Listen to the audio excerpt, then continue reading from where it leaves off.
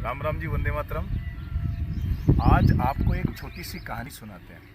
आप सभी से निवेदन है, एक बार इस वीडियो को आप पूरा देखें। जैसे पहले क्या होता कि हम गांव में रहते थे, दादी जी, दादी माँ, हमारी नानी जी, नानी माँ, हम उनको पूरा समय दे पाते और वो हमें स्टोरी सुना करते थे, कहानियाँ सुनाया करते थे। अब बहुत सारा जीवन ऐसा हो जाता है कि आप जैसे कमाने के लिए व्यक्ति को बाहर भी जाना पड़ता है। हम कई बार शहर में रहते हैं, दादी माँ, दादाजी हैं, नानी जी गांव में रहते हैं, तो हम अपने बच्चों को पूरा समय, वो बच्चे हैं वो अपने दादी माँ, दादाजी के पास में अपना समय नहीं बिता पाते, जिनसे क्या होता है कि जो उनके पास निज अनुभव होता है उनके माता पिता का, वो हमारे बच्चों के साथ या हमारे साथ वो शेयर नहीं कर पाते। और जब हम पुरानी चीज़ें सुनते हैं, पुरानी उनके अनुभव सुनते हैं तो बड़ा अच्छा लगता है। इसी चीज़ को सोच के आज मैंने सोचा कि चलो अपन एक छोटी सी एक स्टोरी, एक कहानी सुनाते हैं आप सबको। आप सभी से निवेदन है, अगर आपको पसंद आई तो इसको शेयर और लाइक जरूर कीजिए, कमेंट भी कीजिए। जैसे एक गांव था, एक छोटा सा। उस गांव में एक व्यक्ति रहता था। व्यक्ति गांव के अंदर आपका छोटा मोटा काम करता था। उसके 2 बच्चे थे, एक घर में एक पत्नी थी, घर में माँ थी और उसके पिताजी थे। गांव एकदम छोटा सा गांव, लगभग उस गांव के अंदर 50 से 60 घर थे। गांव के बीचों बीच एकदम बड़े बड़े पिंपल, बड़े बड़े गड्ढे, जहाँ पे वो सब लोग इकट्ठा होकर बैठते, सबसे बातें करते। अलग अलग व्यक्ति अलग अलग तरीके से व्यवसाय करते। गांव के अंदर छोटा मोटा व्यवसाय होता है किसी का। ज़्यादातर लोग खेती पे डिपेंडेबल होते हैं। खेती का होता है 4 महीने वो खेती करते हैं, उसके बाद में वो 6 महीने आराम से अपना जीवन बिताते हैं। उसी के आधार पे कोई जैसे बड़ी का काम करता है, कोई कुछ बनाने का काम करता है, कोई सब्जी का काम करता है, कोई पानी का। ये छोटे मोटे संसाधन होते हैं गांव के अंदर। गांव में बैलगाड़ियाँ ज़्यादा होती है, ऊँट होते हैं, बकरियाँ, गाय, भैंसे, दूध का काम। एक हरा भरा गांव, बड़ा अच्छा एक सुंदर गांव था। व्यक्ति का नाम था सुंदरलाल। सुंदरलाल की उम्र थी 34 साल। 34 साल जब उम्र होती है तो आदमी न बड़ा होता है न छोटा होता है। उसके खुद के 2 बच्चे थे, माता पिता का एक ही बच्चा था। वो मन से बड़ा सच्चा और अच्छा आदमी था। सुंदरलाल ने एक बार सोचा कि यार मैं काम क्या करूँ, आज मेरे 24 साल में हूँ लेकिन मेरे पास तो कुछ काम ही नहीं है। गाँव के अंदर वो कभी कभी क्या कि शहर से जाता, सब्जी लाता और गाँव में सब्जी का गाड़ा निकालता और सब्जी बेचता। लेकिन जब किसी का मन बहुत सच्चा या अच्छा होता तो लोग क्या कि उसको उतना महत्व भी नहीं देते। ऐसा उस कहानी के द्वारा वो दादी माँ कहती है। तो बोला कि यार ये काम अच्छा नहीं, काम। बोला दादी माँ मेरे को काम नहीं आता। बोला कि ऐसे करता हूँ, शहर चला। बोला ठीक है, मैं कुछ दिन बाद में शहर जाऊँगा। श्यामलाल की एक बहुत सुंदर आदत थी। उसके माता पिता ने उसको उसी हिसाब से संस्कार दिए कि यार तू कुछ भी काम कर, कैसा भी काम कर, लेकिन हमेशा पक्षियों के लिए रोजाना एक जो मग होता है, छोटी कटोरी होती है, वो पक्षियों के लिए दाना डाल।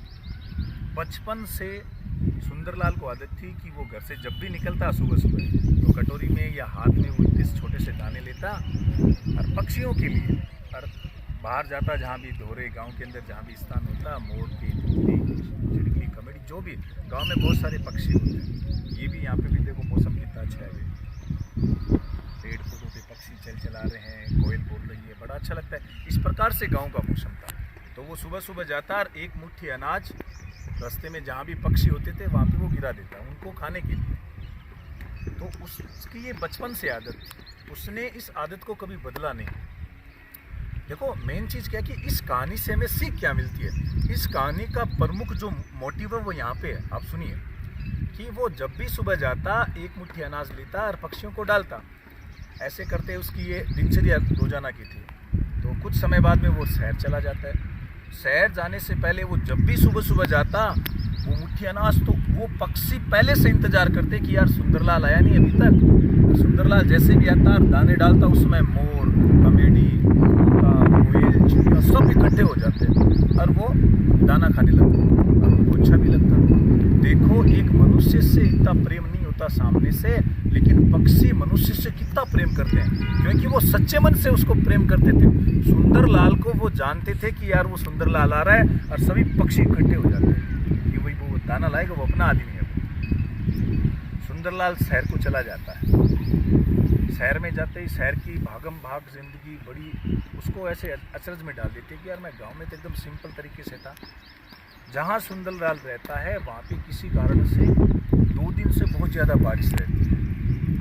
और वहाँ पे एक छोटी सी एक घटना हो जाती है उस 2 दिन के दरमियान में। जब सुंदरलाल अपने जहाँ काम करने जाता है, काम फैक्ट्री में वो लग भी जाता है, एक दिन वो फैक्ट्री से बाहर जाता है किसी कारणवश। सुंदरलाल का वहाँ से निकलना होता है। जिस फैक्ट्री में सुंदरलाल काम करता है उस सेठ की उन अराजक तत्वों से लड़ाई हो जाती है। तो वो हथियार लेके जैसे ही सेठ पे आक्रमण करते हैं, सुंदरलाल सेठ के साथ में होता है। सुंदरलाल को उस चीज़ का पता नहीं होता कि सुंदरलाल तो नया नया था।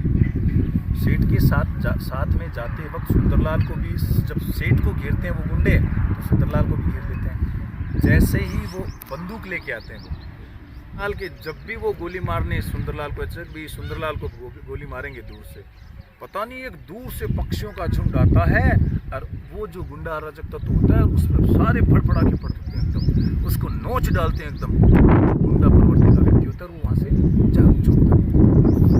सेठ को बड़ा, वो उस समय जो घटना हुई थी वो सब भाग गए, सेठ अपने घर पे आ जाता है, सुंदरलाल भी आ जाता है। सेठ को बड़ा आश्चर्य होता है कि यार पता नहीं क्या हुआ, इतने सारे पक्षी आ कहाँ से गए भाई। आज पक्षी आए, ये मेरे साथ मेरा मुनीम था, इसके चक्कर में मैं भी बच गया यार। सुंदरलाल, सेठ वापस आता है। सुंदरलाल, सेठ को पूरी रात नींद नहीं आती। सुंदरलाल के पास में आता है कि यार सुंदरलाल मेरे को एक बात बता, कल ऐसा क्या वाक्य हुआ था कि यार इतने सारे पक्षी हैं, इस प्रकार से तेरे उस समय बिल्कुल मन में भय नहीं था, जब पक्षी तो वो तू पक्षियों को देखकर बड़ा ऐसे खुश था, ऐसी क्या बात हुई, मेरे को पूरी डिटेल में बता, जानकारी बता। तब सुंदरलाल बताता है कि मेरी माँ कहती थी, मेरी दादी माँ कहती थी कि पक्षियों को हमेशा दाना डालने से मनुष्य है वो परिस्थिति का मोहताज होता है। परिस्थिति अगर विपरीत हो जाती है तो वो मना कर देता है हर काम के लिए। लेकिन पक्षी पशु ऐसे होते हैं, वो सच्चा मन से प्रेम करते हैं, हमारी विकट परिस्थिति में, विकट समय में वो काम आते हैं। मैं आज से, जब से मैंने जन्म में समझ लिया, वहाँ से लेके अभी तक, ये शहर में सर जी 2 दिन हुए मेरे को, बाकी मैं हमेशा पक्षियों के लिए दाना डालता हूँ। जब भी घर से निकलता हूँ दाना डालता हूँ। आज वही वो मेरे गांव वाले पक्षी, मैंने उन सबको देखा यहाँ पे कि मेरी माँ कहती थी कि जब भी आपकी विकट परिस्थिति आती है तो वो आपकी रक्षा करते हैं। आज वही पक्षी सब आके और उन जो गुंडे मवाली लोग थे जो मेरे पे हमला करते थे आपके साथ की वजह से, उन सबको वहाँ से भगा दिया। तो मेरे को बड़ा अच्छा लगा कि वास्तव में पक्षी भी अपनापन होता है पक्षियों में भी। उस दिन से सेठ ने सुंदरलाल को एक अच्छी पोस्टिंग दी, उसको साथ में रखा, और सेठ ने सुंदरलाल को उसी दिन बोल दिया कि आज से हम एक नया नियम बनाएंगे कि ये बोरी है पूरे धान की, सुबह सुबह रोजाना 1 किलो से 5 किलो पक्षियों के लिए दाना डालो। देखो कितना हमें अच्छा लगता है कि पक्षी भी, कोई ये आश्चर्य की बात नहीं है, पक्षियों से भी किसी का जीवन बच सकता है। ऐसी हमारी दादी माँ, नानी माँ हमें कहानियाँ सुनाती थी। हमें कितना इस कहानी से अच्छा मिलता है कि वास्तव में जीवन में हर व्यक्ति, हर पशु की, पक्षी की भी जीवन में महत्ता होती है। आपको ये कहानी के माध्यम से हमें कुछ सीख मिलती है। इस चीज़ को आप विचार कमेंट के माध्यम से आप बताइए, अच्छी लगी तो और बताइए, कुछ अगर इसमें विचारों में सुधार करना है तो भी बताइए। जय हिंद, जय भारत।